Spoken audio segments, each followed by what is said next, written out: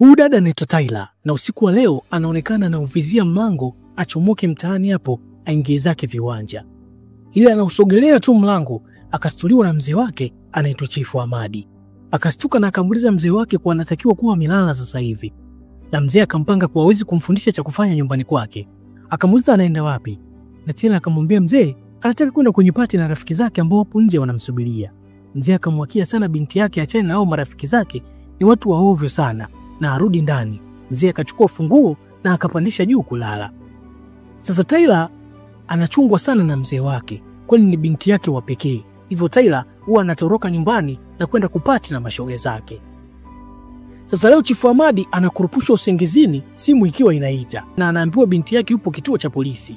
Mzee akadai kwa iwezekani kwa maana binti yake yuko chumbani analala. Akaambiwa binti yake alienda klabu na rafiki zake wakalewa sana, hivyo alikamatwa. Kwa hiyo mzee aende akamfuate binti yake kwa usalama wake.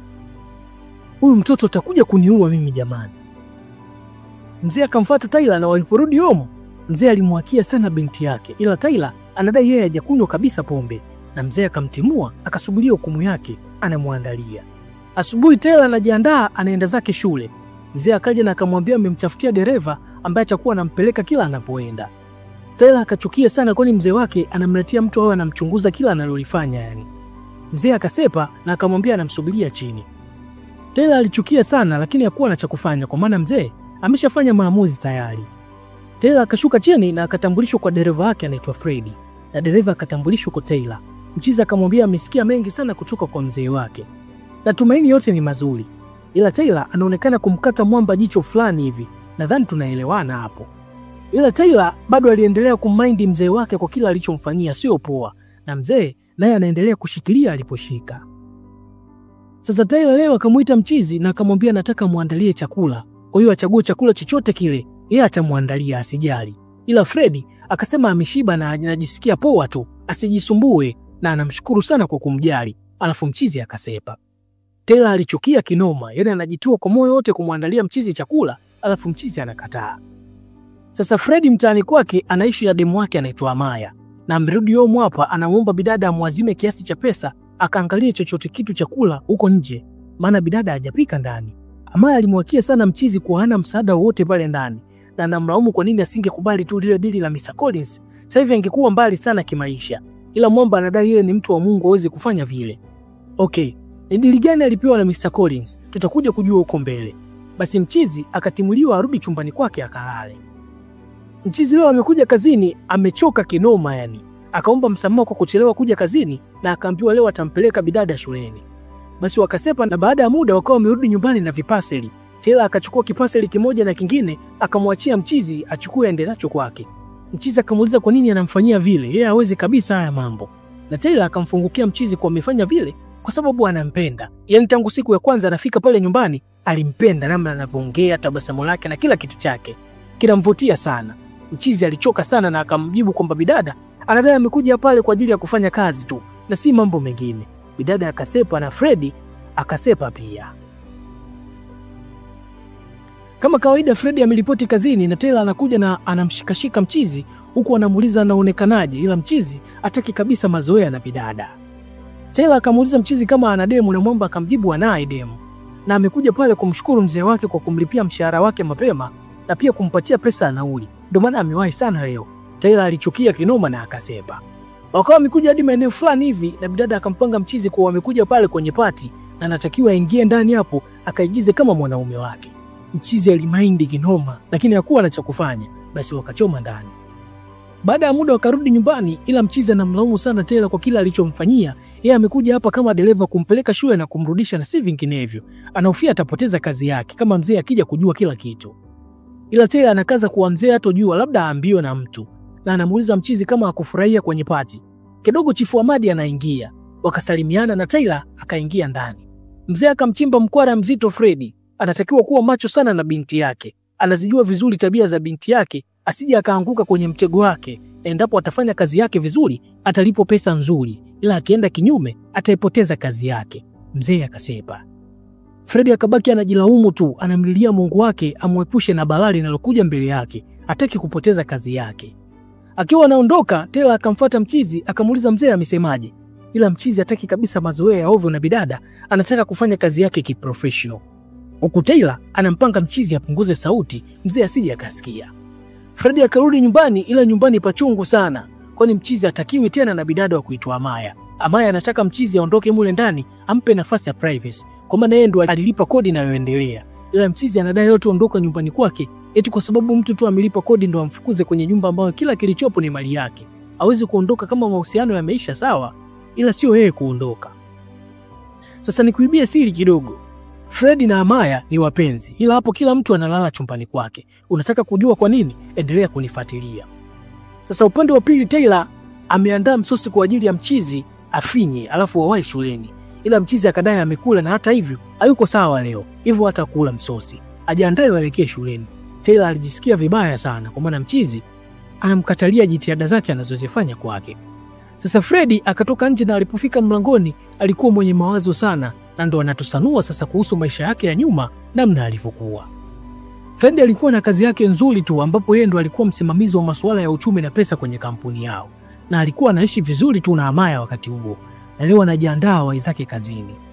Kufika kazini anakutana na Mr. Collins na akamuomba wende wakazungumze kwenye gari lake. Mr. Collins akampa Freddy dili la kuiba pesa za kampuni alafu wagawane, ila Freddy akamchomolea na akadai yeye ni mchu wa Mungu, hawezi kufanya kitu kama hicho, analipwa na kampuni hivyo hawezi kuibia kampuni. Ila mwamba akamhakikishia kuwa wataiba pesa alafu zitapotea tu, hakuna atakayejua na hawatojulikana kabisa, hivyo wapige tukio. Lakini mchizi akamgomea Mr. Collins.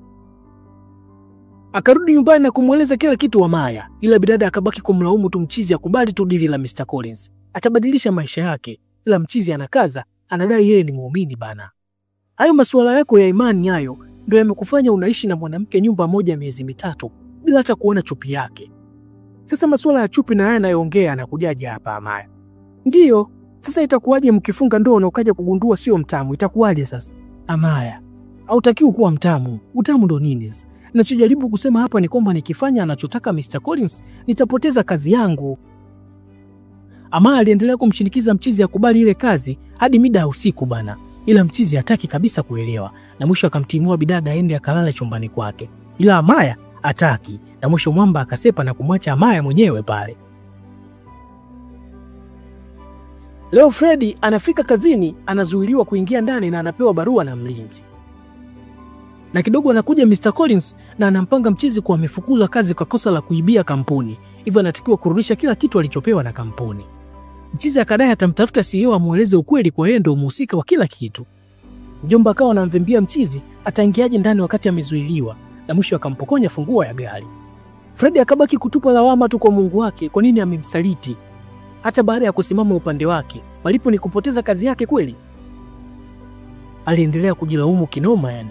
Sasa nyumbani nako alikuwa analaumiwa sana na Amaya. Anadai amefanya uamuzi wa kipuuzi sana kutokubali ile ofa.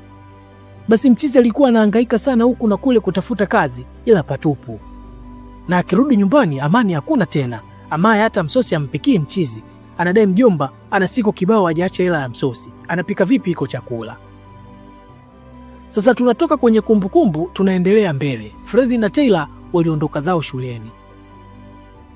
Na baadaye waliporudi nyumbani, Chifu Ahmad yuko na mgeni na Freddy anaonekana anamshangaa mgeni. Na mgeni naye anamshangaa pia Freddy. Ni kama wanajuana hivi. Freddy akatoka nje na mgeni bana akaanza kumvunjia maneno Chifu Ahmad kwamba mchizi alikuwa mfanyakazi wake kwenye kampuni yake na ndo alimfukuza kazi kwa kosa la kuiba pesa. Na anasisitiza kuwa jamaa sio mtu mzuri kabisa yani, awe makini naye. Lakini bado pesa zinaendelea kupotea kwenye kampuni yake. Huku mchizi anakuja ndani akawa anasikiliza kila kitu ambacho Chifu Ahmad anaongea na mgeni wake.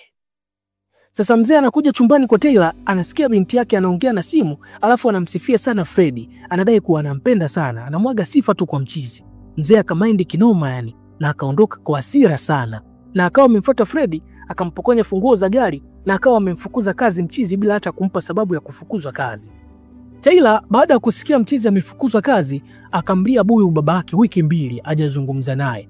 Na mzee alimuomba binti yake wakayajenge ila hataki. Na leo Taylor akavimba hadi kwa Freddy ila akakutana na Amaya. Na mchizi akafika na akazama naye ndani. Wakaongea sana, akampanga yule ni ex yake tu. Taylor akashangaa mchizi anaweza vipi kuishi na ex wake nyumba moja.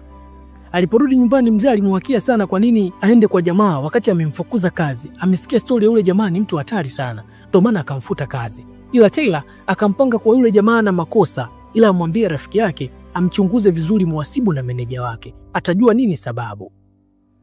Upande wa pili, Amaya amekuja kujibebisha kwa Mwamba, anauliza kuhusu Taylor. Wanaonekana kama wapo kwenye mahusiano, ila mchizi hakumjibu vya kueleweka na akampanga ampishe, anataka kuongea na simu kwanza.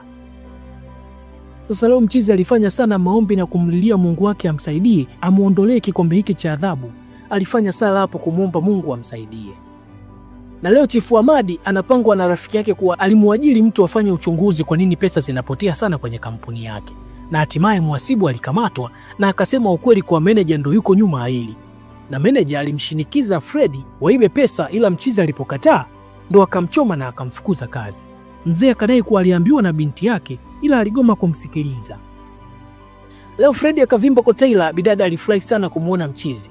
Wakapiga sana story na Mwamba akamwambia amerudishwa kazini baada ya kuonekana hana hatia na alilipwa fidia na amepandishwa cheo, kwa sasa ni meneja. Basi walifurahi sana. Nyumbani Amaya akaitwa na mchizi na akaambiwa atafute nyumba ya kuishi hapa nyumbani aondoke. Anataka nafasi na atamlipa pesa zote alizokuwa anamdai. Ila Amaya alimwakia sana mchizi na kumlaumu kuwa anamtupa baada ya kupata pesa na kurudi kazini, wakati yeye ndo alikuwa anamlisha na kumtunza wakati hana kazi. Sasa hivi amepata pesa, anataka atumie na wanawake wengine kweli? Ila mchizi akamwambia hawezi kuishi na mtu ambaye alikuwa anamdharau na kumcheka wakati wa shida. Hivyo wasepe, na kama atataka msaada wowote kutoka kwake amwambie tu, atakuwa na furaha sana akimsaidia. Sasa Freddy na Taylor wakawa wapenzi rasmi na mchizi anatupanga kwa wakati wa Mungu ndo wakati sahihi. Mlilie Mungu wako kwenye kila jambo, utafanikiwa tu.